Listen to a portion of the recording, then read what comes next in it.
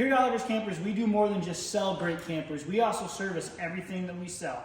On top of servicing your campers, if you buy your fifth wheel from us, we will also install your fifth wheel hitch in your truck, whether it be a standard bed install like this Chevrolet here, or a truck with the puck system where it's very easy to put the new fifth wheel hitch in. We can do all of that work for you.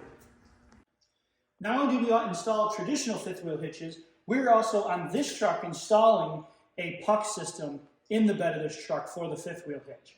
This bracket gets mounted to the frame underneath the truck. These holes get drilled into the bed, and then these pins hold the rails into this bracket,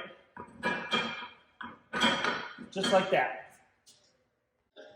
Bob's finishing up the install on this pull rate 20,000-pound slider hitch in the back of this Chevy pickup.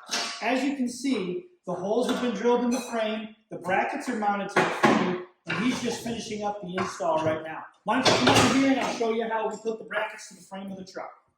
This particular kit here is what's called a no-drill kit. GM puts these holes in the frame already for these bolts, and then they mount these brackets on this side.